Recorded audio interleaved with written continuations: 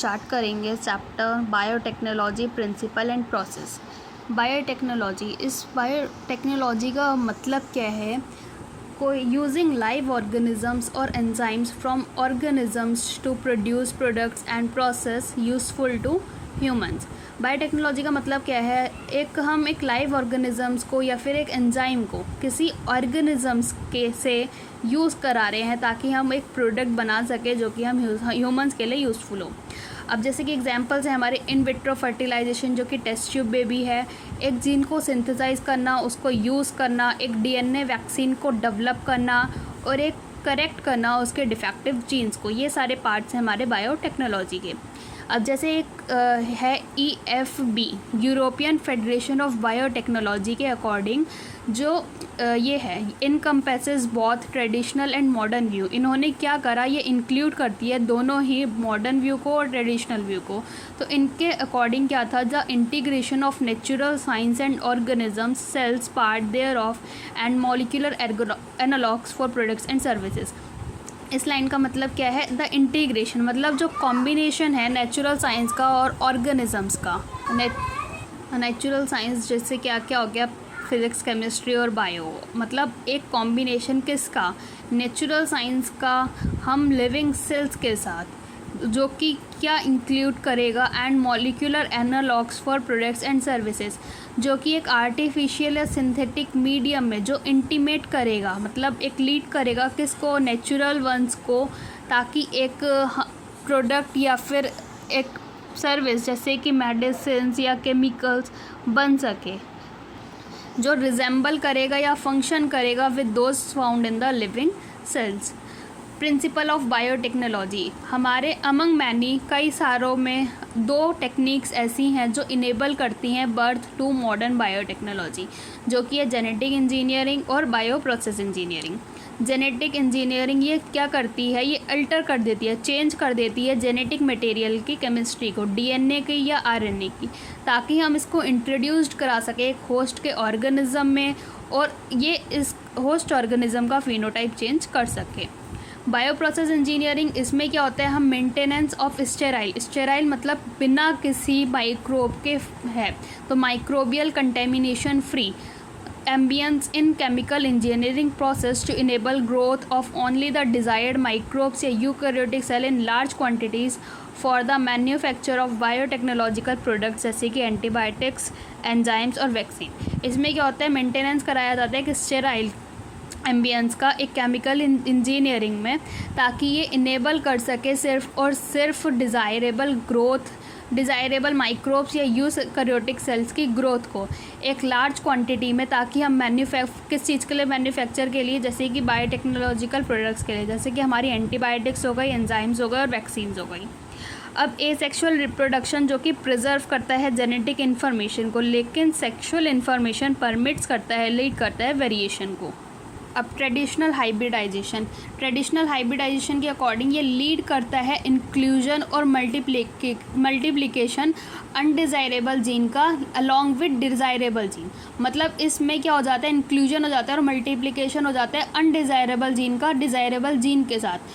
But the technique of genetic engineering, लेकिन जो genetic engineering की टेक्निक है जिसमें हम किस चीज़ का क्रिएशन करते हैं? रिकॉम्बिनेंट डीएनए का, by the use of gene cloning and gene transfer. तो ये इस लिमिटेशंस को ओवरकम कर देती है और हमें अलाउ करती है ताकि हम एक ही सेट ऑफ डिज़ायरेबल जीन को आइसोलेट कर सकें और इंट्रोड्यूस्ड करा सकें बिना किसी अनडिज़ायरेबल जीन के इंट्रोड्यूस कराए एक टारगेट ऑर्गेनिज्म में। अ पीस ऑफ डीएनए जो कि ट्रांसफर्ड हुआ है एक एलियन ऑर्गेनिज्म में, अब not be able to multiply itself in the progeny cell, तो ये अपने आप से प्रोजेनी के सेल में मल्टीप्लाई नहीं करेगा, लेकिन उसके जीनोम के साथ इंटीग्रेट हो जाएगा, आ जाएगा, मतलब चला जाएगा, उसके साथ बंद हो जाएगा ऑफ द रेसिपिएंट। इट में multiply and B inherited along with the host DNA, तो वो मल्टीप्लाई कर सकता है और इनहेरिटेड कर सकता है एक होस्ट डीएनए के साथ, क्योंकि जो एलियन पीस है डीएनए का वो अब उस क्रोमोसोम का पार्ट हो चुका है जिसके पास एबिलिटी है रेप्लिकेट करने की। अभी जो स्पेसिफिक डीएनए सीक्वेंस है एक क्रोमोसोम में, ये कहलाते हैं ओरिजिन ऑफ रेप्लिकेशन, जो रिस्पॉन्सिबल होते हैं इस रेप्लिकेशन को शुरू कराने के लिए। रेप्लिकेशन मतलब विद इन डीएनए किसी इन्फॉर्मेशन का पास होना। इसीलिए जो मल्टीप्लिकेशन होता है किसी एलियन पीस का डीएनए का एक ऑर्गेनिज्म के अंदर, तो वो एक पार्ट होना चाहिए क्रोमोसोम का जिसके पास एक स्पेसिफिक सीक्वेंस होना चाहिए जिसको हम ओरिजिन ऑफ रेप्लिकेशन कहते हैं। इसीलिए जो एलियन डीएनए है वो लिंक्ड होता है एक ओआरआई के साथ जो रेप्लिकेट करता है और मल्टीप्लाई करता है इटसेल्फ अपने आप एक होस्ट के ऑर्गेनिज्म में, जिसको हम क्लोनिंग कहेंगे, और वहीं पे अपनी मल्टीपल आइडेंटिकल एक जैसी कॉपी बना लेगा किसी भी टेम्पलेट डीएनए के साथ। अब जो कंस्ट्रक्शन था फर्स्ट रिकॉम्बिनेंट डीएनए का वो इमर्ज हुआ था, कहाँ से आया था? वो आया था एक possibility of the linking gene जो इनकोड कर रही थी एंटीबायोटिक रेजिस्टेंस के एक नेटिव प्लाज्मिड के साथ।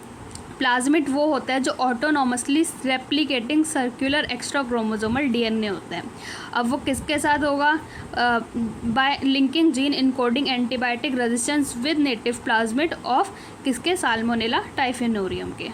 अब हमारे जो साइंटिस्ट थे कोहेन और बोयर 1972 में इन्होंने आइसोलेट किया था एंटीबायोटिक रेजिस्टेंस जीन को by cutting out a piece of DNA from a plasmid, जो कि रिस्पॉन्सिबल थे फॉर कन्फरिंग मतलब गिविंग एन एंटीबायोटिक रेजिस्टेंस।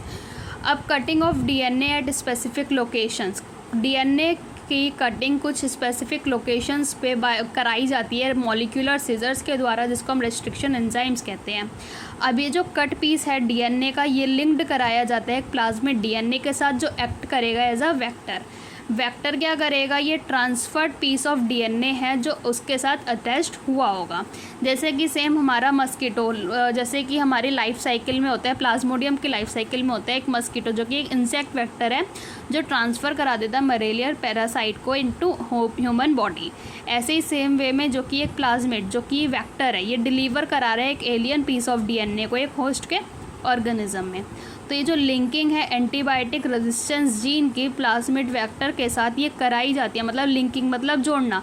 तो एंटीबायोटिक रेजिस्टेंस जीन को प्लाज्मिड वेक्टर के साथ कौन जोड़ता है? हमारा डीएनए लाइगेज जोड़ता है, जो उसके डीएनए के मॉलिक्यूल पे एक्ट करता है और उनके एंड्स को ज्वाइन कर देता है ताकि वो एक नया कॉम्बिनेशन बना सके सर्कुलर ऑटोनॉमसली रेप्लिकेटिंग डीएनए का, जो कराया जाता है इन विट्रो, जिसको हम क्या कहेंगे? एक रिकॉम्बिनेंट डीएनए कहेंगे। जब ये डीएनए ट्रांसफ़र करा दिया जाता है एक ई कोलाई के अंदर, तो एक नया बैक्टीरियम जो कि क्लोजली रिलेटेड होता है साल्मोनेला से, ये रेप्लिकेट करता है using new host DNA polymerase enzyme and make multiple copies. अब ये जो एबिलिटी होती है मल्टीपल कॉपीज़ बनाने की इन ई कोलाई, इसको हम कहेंगे क्लोनिंग। अब हमें अगर एक ऑर्गेनिज्म के जीन को मॉडिफाई कराना है तो हमारे पास कुछ 3 बेसिक स्टेप्स होते हैं। जैसे कि सबसे पहले हम क्या कराएंगे?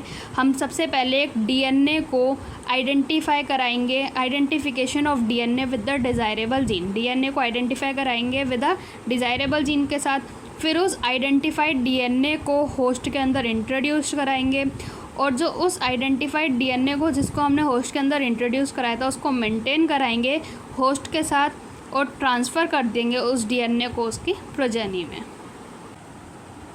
Tools of recombinant DNA technology, genetic engineering या फिर रिकॉम्बिनेंट डीएनए टेक्नोलॉजी तभी अकम्प्लिश हो सकती है जब हमारे पास कुछ की टूल्स हों, जैसे कि restriction enzymes, polymerase enzymes, ligase, vector या फिर होस्ट ऑर्गेनिजम्स। रेस्ट्रिक्शन एंजाइम्स 1963 में हमारे पास ई कोलाई से कुछ 2 एंजाइम्स आइसोलेट हुए थे जो रिस्पॉन्सिबल थे for restricting the growth of bacteriophage, जिनमें से एक जो था वो ऐड करता था मिथाइल ग्रुप को डीएनए से और दूसरा कट करता था डीएनए को, जिनको बाद में रेस्ट्रिक्शन एंडोन्यूक्लियस कहा गया। पहला रेस्ट्रिक्शन एंडोन्यूक्लियस जो था वो था हमारा HIND2, जिसकी फंक्शनिंग डिपेंड थी एक स्पेसिफिक डीएनए न्यूक्लियोटाइड के सीक्वेंस पे जो आइसोलेट करा गया था और कैरेक्टराइज किया गया था 5 ईयर्स लेटर्स। HIND2 जो कि डीएनए को काटता है कुछ स्पेसिफिक सीक्वेंस पे, जिसको हम रेस्ट्रिक्शन सीक्वेंस कहते हैं, जो कि एक 6 बेस पेयर्स का होता है। बिसाइड HIND2 के अलावा आज के टाइम हमारे पास मोर देन 900 रेस्ट्रिक्शन एंजाइम्स हैं जो आइसोलेट किए गए हैं from over 230 strains of bacteria, जिनमें से हर एक जो रिकॉग्नाइज करता है हर एक अलग अलग डिफरेंट रिकॉग्निशन सीक्वेंस को। जैसे कि हम देखें इसमें जो पहला वर्ड होता है वो रिप्रेजेंट करता है जीनस को और सेकेंड वर्ड होता है वो रिप्रेजेंट करता है species of the prokaryotic cell जहाँ से वो आइसोलेट किया गया है। जैसे एग्जांपल है EcoR1, जैसे ई इसमें जीनस है, CO एस्चेरिया कोलाई, इसमें फर्स्ट वर्ड जीनस है, सेकंड वर्ड हमारा स्पीसीज़ है। R मतलब स्ट्रेन और I मतलब जिस भी ऑर्डर में वो आइसोलेट किया गया है उस बैक्टीरिया के स्ट्रेन से। रेस्ट्रिक्शन एंजाइम जो कि बिलोंग करते हैं एक लार्जर क्लास ऑफ एंजाइम से, जिसको हम न्यूक्लियस कहते हैं। ये दो तरीके के होते हैं, एक्सोन्यूक्लियस और एंडोन्यूक्लियस। एक्सोन्यूक्लियस जो होता है वो रिमूव करता है न्यूक्लियोटाइड्स को डीएनए के एंड्स से, और एंडोन्यूक्लियस डीएनए के अंदर एक कट लगाता है एक स्पेसिफिक लोकेशंस पे। हर एक रेस्ट्रिक्शन एंडोन्यूक्लियस में by functions by inspecting length of DNA sequence, और एक बार वो उस लेंथ को पहचान लेता है तो स्पेसिफिक रिकॉग्निशन सीक्वेंस बाइंड कर जाता है डीएनए के साथ और कट लगा देता है हर एक दोनों स्ट्रैंड पर डीएनए के हेलिक्स में एक स्पेसिफिक पॉइंट पर शुगर फॉस्फेट बैकबोन में। ईच रेस्ट्रिक्शन एंडोन्यूक्लियस रिकॉग्नाइज करता है एक स्पेसिफिक पैलिंड्रोमिक न्यूक्लियोटाइड सीक्वेंस को डीएनए के अंदर। जैसे कि हम इस डायग्राम में देखें तो ये कुछ स्टेप्स बता रहा है formation of recombinant DNA by restriction endonuclease enzyme EcoR1 में।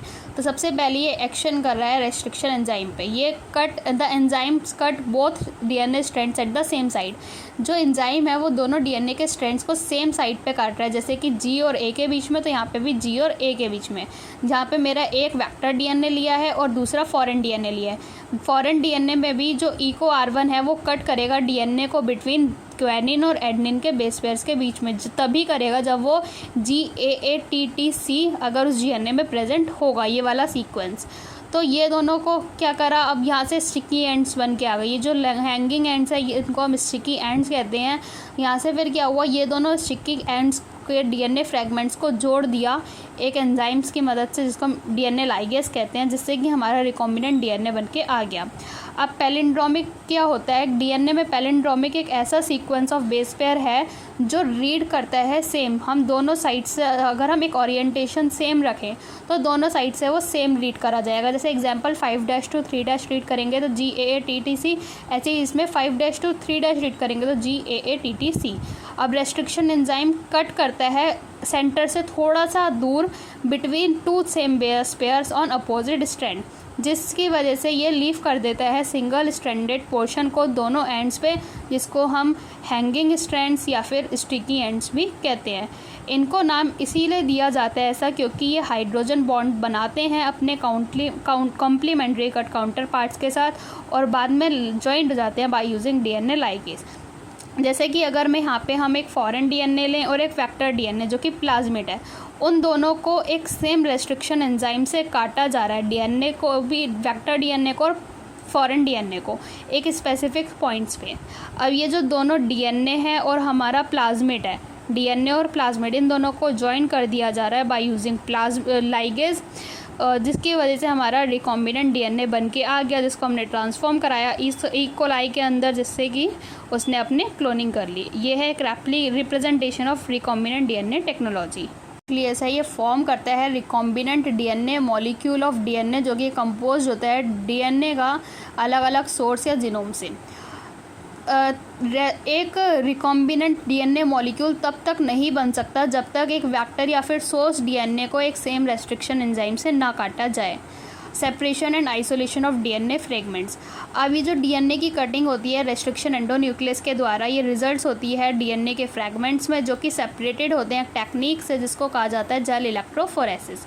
ये जो डीएनए के फ्रैगमेंट्स हैं ये निगेटिवली चार्ज मॉलिक्यूल्स होते हैं जो सब सेपरेटेड होते हैं, अलग होते हैं by forcing them to move towards the anode, मतलब ये एनोड की तरफ भेजे जाते हैं एक इलेक्ट्रिक फील्ड के अंदर थ्रू अ मीडियम या फिर मैट्रिक्स। जो कि मोस्ट कॉमनली यूज्ड मैट्रिक्स है वो है हमारा एग्रोस जेल, जो कि नेचुरल पॉलीमर है जो एक्सट्रैक्टेड हुआ है हमारी सी वीड्स से।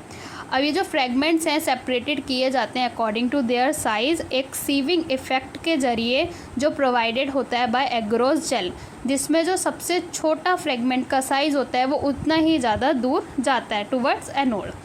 अब ये जो सेपरेटेड फ्रेगमेंट्स हैं ये विजुअलाइज्ड होते हैं तभी जब हम इनको एक्सचेंज कर देते हैं इथीडियम ब्रोमाइड से। ये we can not see pure DNA in visible light without staining. हम एक प्योर डीएनए को विजिबल लाइट में बिना स्टेन करे नहीं देख सकते। हम एक कुछ ब्राइट ऑरेंज कलर के बैंड्स दिखते हैं डीएनए के इथीडियम ब्रोमाइड के साथ स्टेन करने पे जब उसको एक्सपोज करा जाता है यूवी लाइट के साथ। अब ये 2 सेपरेटेड बैंड्स हैं डीएनए के, ये कट होते हैं हमारे एग्रोस जेल से और एक्सट्रैक्टेड होते हैं फ्रॉम द जेल पीस, जिसको हम इल्यूशन कहते हैं। ये जो डीएनए फ्रेगमेंट्स हैं ये प्योरीफाइड होते हैं इसी तरीके से इन constructing recombinant DNA by joining them with the cloning vectors. जैसे कि यहाँ पे दिखा रखा है, एक वेल दिखा रखी है, यहाँ पे 4 वेल्स हैं। जो फर्स्ट वेल है उसमें अनडाइजेस्टेड डीएनए और 2, 3 और 4 वेल्स जो है इसमें डाइजेस्टेड डीएनए। जो कैथोड जो कि निगेटिवली चार्ज मॉलिक्यूल है तो उसको फोर्स करा जा रहा है पॉजिटिवली चार्ज एनोड की तरफ मूव करके, जहाँ पे पास में है वेल्स के पास में लार्जेस्ट और दूर की तरफ है हमारे स्मॉलेस्ट जो कि हमारे डीएनए के बैंड्स हैं। क्लोनिंग वेक्टर्स, हमारा जो प्लाज्मेट होता है और बैक्टीरियोफेज होता है उनके पास एबिलिटी होती है रेप्लिकेट करने की एक बैक्टीरियल सेल के अंदर, जो कि इंडिपेंडेंट होता है of control of chromosomal DNA. Bacteriophage क्योंकि इसके पास हाई नंबर पर सेल होता है तो इसके पास हाई कॉपी नंबर होता है उनके जीनोम का एक बैक्टीरियल सेल के अंदर, जिनमें जैसे कि कुछ प्लाज्मेट है तो उनके पास 1 या 2 कॉपीज़ होती है पर सेल, लेकिन दूसरे के पास 15 से 100 कॉपीज़ होती है पर सेल। इनका नंबर और भी ज़्यादा हायर जा सकता है। अब हमें अगर एक एलियन पीस ऑफ डीएनए को लिंक्ड कराना है बैक्टीरियोफेज या प्लाज्मिड डीएनए के साथ तो हमें उसके नंबर को मल्टीप्लाई करना पड़ेगा to the copy number of plasmid या फिर बैक्टीरियोफेज के। वेक्टर्स क्या होते हैं? ये हेल्प करते हैं easy linking of foreign DNA, एक फॉरेन डीएनए की इजी लिंकिंग को और सिलेक्शन ऑफ रिकॉम्बिनेंट्स को फ्रॉम नॉन रिकॉम्बिनेंट्स। अब कुछ फीचर्स हैं टू रिक्वायर्ड होते हैं फैसिलिटेट क्लोनिंग इनटू वेक्टर्स के लिए। पहला है ओरिजिन ऑफ रेप्लिकेशन, जिसको हम ओआरआई भी कहते हैं। ये एक ऐसा सीक्वेंस है जहाँ से रेप्लिकेशन स्टार्ट होता है और कोई भी एक डीएनए का पीस जब इस सीक्वेंस के साथ लिंक्ड होता है तो वो रेप्लिकेट हो जाता है एक होस्ट सेल के अंदर। ये सीक्वेंस जो होता है ये रिस्पॉन्सिबल होता है कॉपी नंबर को कंट्रोल करने के लिए एक लिंक्ड डीएनए का। तो अगर किसी को अपनी कई सारी कॉपीज़ रिकवर करानी है अपने टारगेट डीएनए की तो उसको क्लोन कराना पड़ेगा एक वेक्टर में जिसका ओरिजिन सपोर्ट करना चाहिए एक हाई कॉपी नंबर को। सेलेक्टेबल मार्कर्स ये क्या होते हैं? ये हेल्प करते हैं आइडेंटिफाई करने में और एलिमिनेट करने में नॉन ट्रांसफॉर्मेंट्स को और सेलेक्टिवली परमिट करते हैं ट्रांसफॉर्मेंट्स की ग्रोथ के लिए।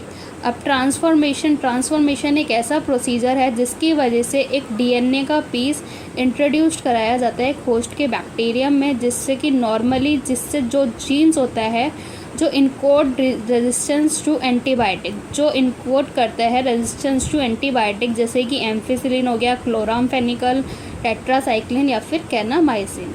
अब ये सारे हमारे यूज़फुल सेलेक्टेबल मार्कर्स की तरह कंसीडर किए जाते हैं एक ई कोलाई के लिए।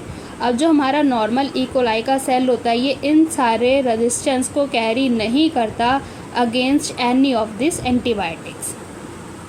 क्लोनिंग वेक्टर्स, अगर हमें एक एलियन डीएनए के वेक्टर को लिंक्ड कराना है तो हमें we need to have very few, तो हमारे पास क्या होना चाहिए? बहुत ही कम या फिर प्रेफरेबली एक सिंगल रिकॉग्निशन साइट होनी चाहिए कॉमनली यूज्ड उस रेस्ट्रिक्शन एंजाइम्स के लिए जो यूज्ड होते हैं। अब एक से ज़्यादा रिकॉग्निशन साइट का प्रेजेंट होना एक वेक्टर के अंदर जनरेट कर देता है कई सारे फ्रैगमेंट्स को, जिससे कि जो जीन क्लोनिंग होती है वो कॉम्प्लिकेट हो जाती है। अब अगर हमें एक लाइगेशन कराना है एक एलियन डीएनए का, तो लाइगेशन जो होता है एलियन डीएनए का वो कराया जाता है एट अ रेस्ट्रिक्शन साइट जो कि प्रेजेंट होता है किसी भी 2 एंटीबायोटिक रेजिन्स में से एक में।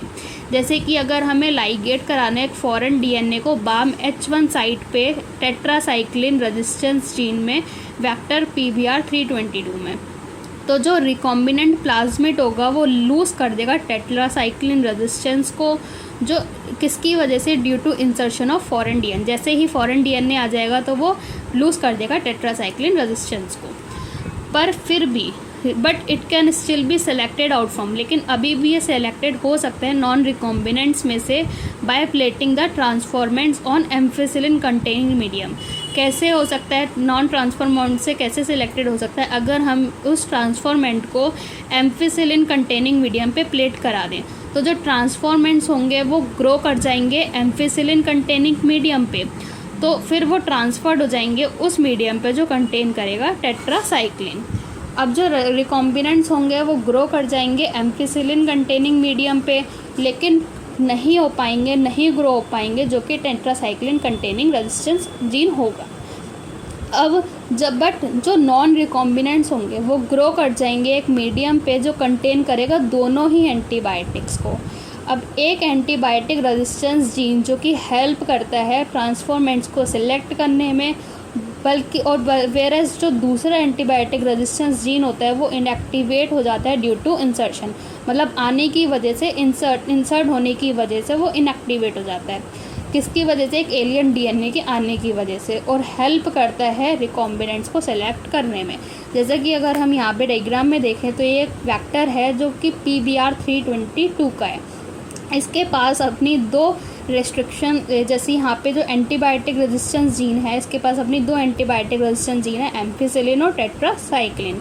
और ये जो यहाँ पे ROP है ये कोड करता है प्रोटीन्स के लिए जो इन्वॉल्व होते हैं प्लाज्मिड के रेप्लिकेशन में। इसके पास जो साइट होती है वो PVU2 होती है, एम्फिसिलिन के पास जो साइट होती है वो PVU1 और PST1 होती है, टेट्रासाइक्लिन के पास जो साइट्स होती हैं वो BAM-H1 होती है और SAL1 होती है, और यहाँ पे हमारी EcoR1, CLAV1 और HIND3 होती है। तो अगर आपको इसकी ट्रिक देखनी है तो आप मेरे शॉर्ट्स में देख सकते हैं। अब जो सिलेक्शन होता है रिकॉम्बिनेंट्स का एक एंटीबायोटिक के इनएक्टिवेशन की वजह से ये एक कम्बरसम प्रोसीजर है, क्योंकि ये रिक्वायर करता है साइमल्टेनियस प्लेटिंग ऑन 2 प्लेट्स जिसके पास अलग अलग एंटीबायोटिक्स होती हैं। इसीलिए जो अल्टरनेटिव सेलेक्टेबल मार्कर्स होते हैं वो डेवलप करे जाते हैं जो डिफ्रेंशिएट करता है, मतलब अलग अलग करता है एक रिकॉम्बिनेंट को नॉन रिकॉम्बिनेंट्स पे।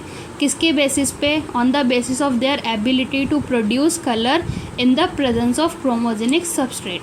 जैसे कि इसमें जो एक रिकॉम्बिनेंट डीएनए है उसको इंसर्ट कराया गया कोडिंग सीक्वेंस के साथ ऑफ एंजाइम जो कि बीटा गैलेक्टोसाइडेज है, जिससे क्या रिजल्ट आया? ये इनएक्टिवेशन हो गया जीन्स का for the synthesis of enzyme, जो रेफर्ड टू एज, जिसको हम क्या कहते हैं? इंसर्शनल इनएक्टिवेशन, मतलब इंसर्ट होने की वजह से इनएक्टिव हो गया। अब जो प्रेजेंस है क्रोमोजेनिक सबस्ट्रेट का वो हमें ब्लू कलर की कॉलोनीज देता है अगर हमारा प्लाज्मिड बैक्टीरिया में इंसर्ट नहीं हुआ तो, और प्रेजेंस ऑफ इंसर्ट, अगर इंसर्ट हुआ है तो उससे क्या रिजल्ट आएगा? जो इंसर्शनल इनएक्टिवेशन होगा अल्फा गैलेक्टोसाइडेज का, तो colonies do not produce any colour दिखाएगा जब वो इंसर्ट नहीं हुआ होगा। अगर वो इंसर्ट हो गया तो वो कलर नहीं दिखाएगा, तो वो आइडेंटिफाइड करा जाएगा एज अ रिकॉम्बिनेंट कॉलोनीज।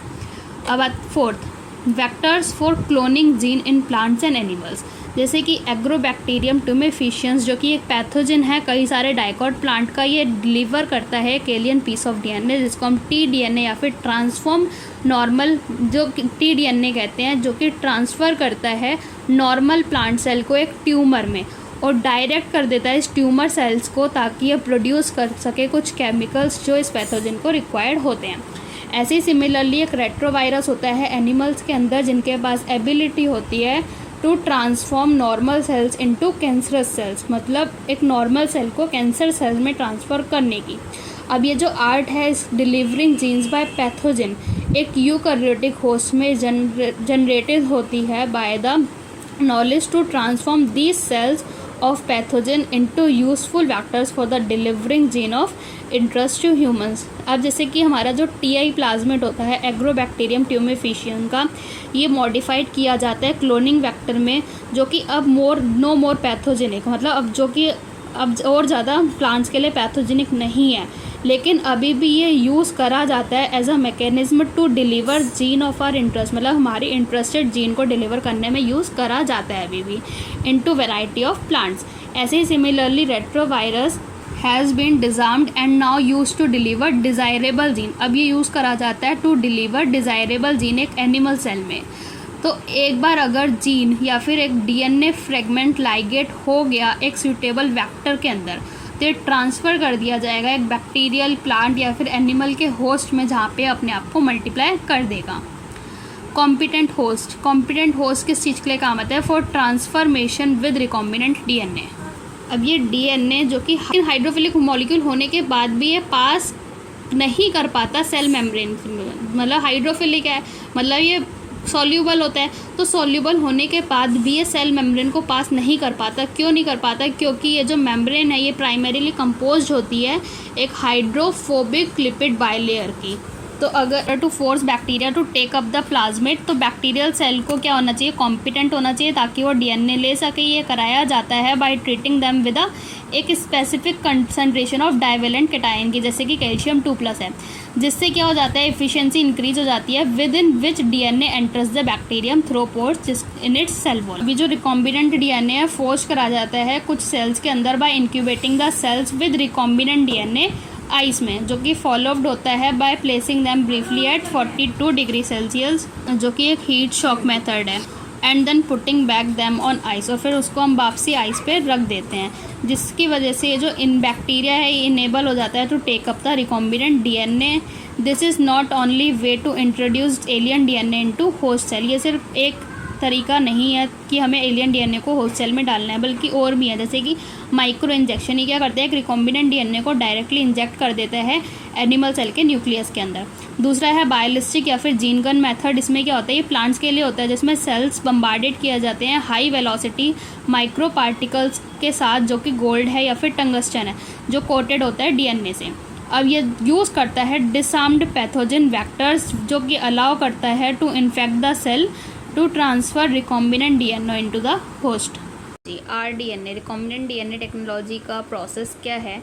ये कई सारे सेवरल स्टेप्स इन्वॉल्व करता है इन स्पेसिफिक सीक्वेंसिंग। जैसे कि पहला हमें डीएनए को आइसोलेट करना है, फिर उस डीएनए का फ्रेगमेंटेशन करना है, उसको टुकड़ों में तोड़ना है रेस्ट्रिक्शन एंडोन्यूक्लियस की मदद से, फिर उस डिज़ायर्ड डीएनए फ्रैगमेंट को आइसोलेट करना है और उसको लाइगेट करना है दूसरे वेक्टर्स में।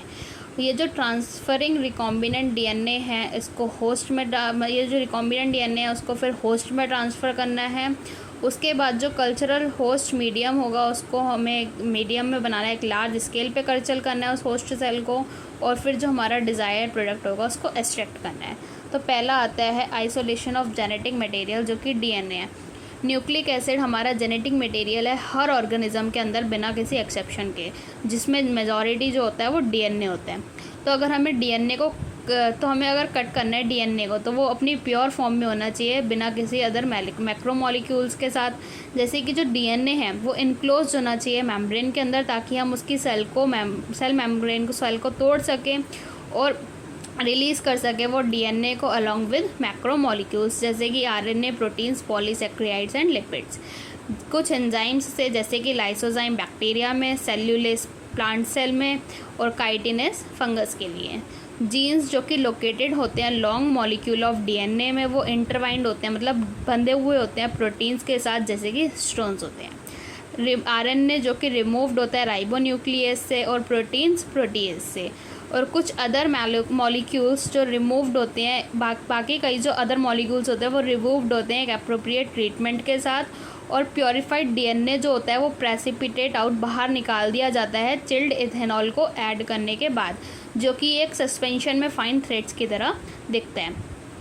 अब आता है कटिंग ऑफ डीएनए। डीएनए को काटना है उसकी स्पेसिफिक लोकेशन पे, तो इंक्यूबेट करना है हमें प्योरीफाइड डीएनए मॉलिक्यूल को रेस्ट्रिक्शन एंजाइम के साथ, और एक ऑप्टिमम कंडीशन पे उस स्पेसिफिक एंजाइम्स के लिए for digestion of restriction enzymes. अब जेल इलेक्ट्रोफोरेसिस हमें कराना पड़ता है to check the progression of restriction enzyme digestion.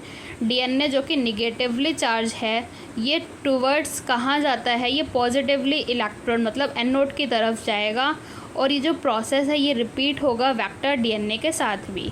तो जो जॉइनिंग होगी डीएनए की वो इन्वॉल्व होगी कई सारे प्रोसेस से, जैसे कि तो अगर हमने एक कट करा, सोर्स डीएनए को कट करा या फिर एक वेक्टर डीएनए को कट करा, तो जो cut out gene of interest होगा, मतलब हमारा इंटरेस्टेड जीन जो होगा जो कि सोर्स डीएनए से होगा, and cut vector with the space are mixed, और फिर जो कट वेक्टर होगा दूसरा उसको मिक्स कर दिया जाएगा और लाइगेज ऐड कर देगा, जिसकी वजह से रिजल्ट होता है वो प्रिपरेशन ऑफ रिकॉम्बिनेंट डीएनए, जिसकी वजह से हमारा रिकॉम्बिनेंट डीएनए बन के आता है। अब एम्प्लीफिकेशन करा रहे हैं हमारे इंटरेस्टेड जीन ऑफ इंटरेस्ट को using PCR, polymerase chain reaction.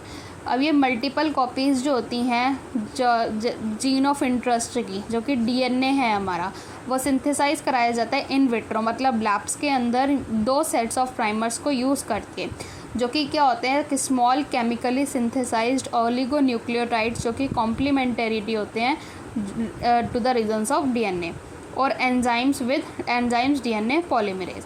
अभी जो एंजाइम्स होते हैं ये एक्सटेंड कराते हैं प्राइमर्स को यूजिंग न्यूक्लियोटाइड, जो कि एक रिएक्शन में दिया हुआ होता है, और जो genomic DNA as a template. If the process of replication of DNA repeated many times, अगर ये डीएनए का रेप्लिकेशन का प्रोसेस कई बार कराया गया तो जो डीएनए का सेगमेंट होगा वो एम्प्लीफाइड हो जाएगा कई बिलियन टाइम्स, या फिर हम कह सकते हैं 1 बिलियन कॉपीज़ उसकी बन जाएंगी। तो ये जो रिपीटेड एम्प्लीफिकेशन होगा ये अचीव्ड होगा by the use of thermostable DNA polymerase, जो कि आइसोलेट होता है एक बैक्टीरियम से, थर्मस एक्वेटिकस से, जो कई ज़्यादा टेम्परेचर देने पर भी एक्टिव रहता है। ये इंड्यूस कर देगा denaturation of double stranded DNA, और ये एम्प्लीफाइड जो फ्रैगमेंट्स होंगे अगर ये डिज़ायर्ड होंगे तो उसको हम लाइगेट कर देंगे वेक्टर के साथ फर्दर क्लोनिंग के लिए। जैसे कि हमारा फर्स्ट स्टेप हुआ डीनेचुरेशन, फिर उसकी एनिलिंग हुई, फिर एक्सटिंक्शन हो गया। यहाँ से हमारा डीनेचुरेशन हुआ मतलब टूटा, कई हाई टेम्परेचर पे होता है ये। तो 5' to 3' 3' to 5' double stranded DNA है, उसको हमने हीट कराया तो उसका स्ट्रैंड टूट गया। तो ये जो 3' to 5' आया, ये 5' to 3' आया, ये क्या हो गया, यहाँ पे एनिलिंग हो गई इसकी। और फिर जो डीएनए पॉलीमरेज है या फिर टेक पॉलीमरेज है उसको किसके साथ जोड़ दिया, डीऑक्सी न्यूक्लियोटाइड्स के साथ जोड़ दिया, मतलब उनका एक्सटिंक्शन, ये जो प्राइमर्स बने थे इनका एक्सटिंक्शन हो गया यहाँ पे। तो ऐसे ही अगर बार बार ये कराया जाएगा, 30 साइकिल्स इसकी कराई जाएंगी, तो ये अप्रॉक्सीमेटली 1 बिलियन टाइम्स एम्प्लीफाइड हो जाएगा, जो कि पीसीआर है।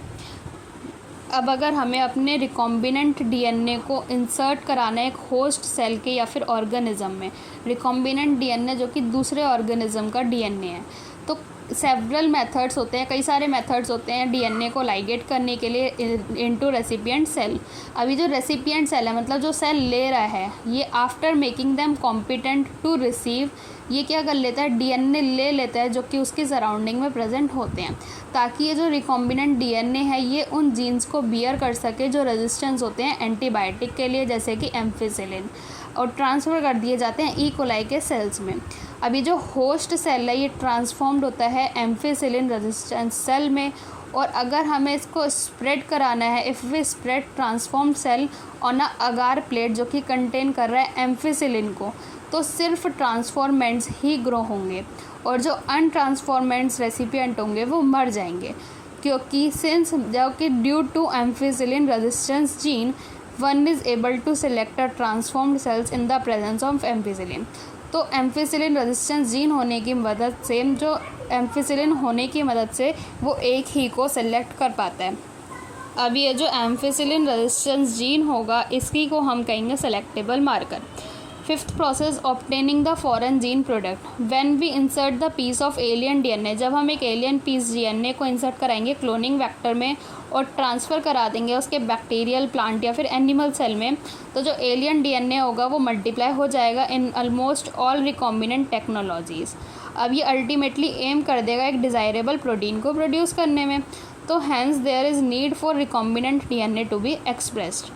तो जो फॉरेन जीन होगा वो एक्सप्रेस्ड हो जाएगा कुछ एप्रोप्रिएट कंडीशंस के अंदर, और after having cloned the gene of interest, एक बार अगर हमारा जीन ऑफ इंटरेस्ट क्लोन हो गया, and having optimal the condition to induce expression of target protein, one has to consider producing it on a large scale. और अगर एक बार ये process हो गई तो उसको फिर हमें एक लार्ज स्केल पे बनाना होता है। अगर कोई प्रोटीन इनकोडिंग जीन है वो एक्सप्रेस कर रहा है एक हेट्रोलॉगस होस्ट की तरह, तो उसको हम रिकॉम्बिनेंट प्रोटीन्स कहेंगे। वो जो सेल होगा वो आर्बिट करेगा, मतलब आसपास होगा, आसपास के जीन्स को क्लोन करेगा जो कि ग्रो होंगे एक स्मॉल स्केल में लेबोरेटरी में। ये कल्चर यूज्ड होगा फॉर एक्सट्रैक्टिंग डिज़ायर्ड प्रोटीन्स और फिर प्योरीफाई कर दिया जाएगा by using different separation techniques. अब ये जो सेल होगा ये मल्टीप्लाई करेगा कुछ कंटिन्यूस कल्चर सिस्टम में, जहाँ पे इसको एक मीडियम प्रोवाइड किया जाएगा और ड्रेन आउट कर दिया जाएगा to maintain cells in their physiologically most active या फिर एक्सपोनेंशियल फेज। अब ये जो कल्चरिंग मेथड होगा ये प्रोड्यूस करेगा एक लार्ज बायोमास जो लीड करेगा हायर यील्ड को एक डिज़ायर्ड प्रोटीन्स बनाने में। अभी जो स्मॉल वॉल्यूम कल्चर होगा ये can not yield appreciable quantities of the product. अगर छोटे कल्चर पे बनाया जा रहा है, स्मॉल वॉल्यूम पे बनाया जा रहा है, तो ये उतना एप्रिशिएबल क्वांटिटी नहीं बना पाएगा उस प्रोडक्ट की। तो अगर हमें इसको लार्ज क्वांटिटी में बनाना है तो हमें कुछ बायो रिएक्टर्स जो कि लार्ज वॉल्यूम होते हैं के कंटेनर्स होते हैं उनमें बनाना होता है, डेवलप करना होता है, जो कि 100 से 1000 लीटर तक के होते हैं, जो प्रोसेस्ड होते हैं, जो रिक्वायर्ड किए जाते हैं। अब ये जो बायो रिएक्टर्स होते हैं ये वेसल्स होते हैं जिनमें एक रॉ मटेरियल बायोलॉजिकली कन्वर्ट होता है कि स्पेसिफिक प्रोडक्ट्स में, इंडिविजुअल एंजाइम्स में और बाकी कई चीज़ों में, यूजिंग माइक्रोबियल प्लांट, एनिमल या फिर ह्यूमन सेल, जिसमें एक ऑप्टिमल कंडीशन प्रोवाइड की जाती है for achieving the desired product by providing optimum growth condition, जैसे कि टेम्परेचर प्रोवाइड करके, पीएच प्रोवाइड करके, सबस्ट्रेट, सॉल्ट्स, विटामिन, ऑक्सीजन, ये सब प्रोवाइड करा के।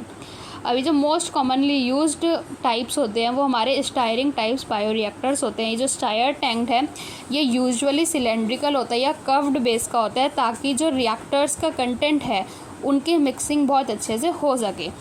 अब ये स्टायरर फैसिलिटेट करता है even mixing and oxygen availability through out the bio reactors. अब अल्टरनेटिवली एयर जो है बार बार, मतलब साथ ही साथ एयर जो है वो बबल की जा रही है, बबल हो रही है, can be bubble through reactor. अभी जो बायो रिएक्टर्स हैं इनके पास एक एजिटेटर, मतलब घुमाने के लिए एक सिस्टम होता है, एक ऑक्सीजन डिलीवरिंग सिस्टम होता है, फोम कंट्रोल सिस्टम होता है, टेम्परेचर कंट्रोलर होता है, पीएच कंट्रोलर होता है, सैम्पलिंग पोर्ट होता है, ताकि ये जो स्मॉल वॉल्यूम है कल्चर का ये विड्रॉ हो सके पीरियोडिकली। जैसे अब यहाँ पे 2 टैंक्स दिखा रखे हैं, बायो रिएक्टर्स दिखा रखे हैं। एक simple stirred tank bio reactor जो कि कर्व्ड बेस होता है, और एक स्पार्क्ड स्टायरर टैंक बायो रिएक्टर जो कि स्टेराइल बबल स्पार्क्ड होता है, मतलब स्टेराइल बबल्स होते हैं इसमें। तो ये दोनों इनके एजिटेटर सिस्टम है। ये क्या कर देता है, यहाँ पे ये जो फोम जैसे, मतलब ये जो सरफेस दिख रहा है ये इंक्रीज़ करता है सरफेस एरिया ऑक्सीजन के ट्रांसफ़र के लिए। ये गैस एंटरटेनमेंट्स हैं, ये यहाँ पे जो हमारे बबल्स हैं ड्रामेटिकली इंक्रीज़ कर रहे हैं ऑक्सीजन के ट्रांसफ़र के एरिया को। और ये जो simple steered tank bio reactors है इसमें ये मोटर है, यहाँ पे हमारा फोम बेकर है, ये हमारा एसिड या बेस पीएच कंट्रोल है, ये स्टीम फॉर्म है, ये स्टेरलाइजेशन के लिए है, स्टीम फॉर्म स्टेरलाइजेशन के लिए है, यहाँ पे एजिटेटर मतलब ये घूम रहा है, ये ब्लैडर हैं हमारे, ब्लैडेड इम्पेलर हैं, और ये कल्चरल ग्रोथ है और यहाँ से स्टेराइल एयर पास हो रही है। अब आता है हमारा 6th प्रोसेस जो कि डाउन स्ट्रीमिंग प्रोसेस है। इसमें क्या होता है, ये इंक्लूड करता है हमारा सेपरेशन को और प्योरीफिकेशन को। जो भी हमारा डिज़ायर्ड प्रोडक्ट बन के आया उसको सेपरेट करना और उसको प्योरीफाई करना।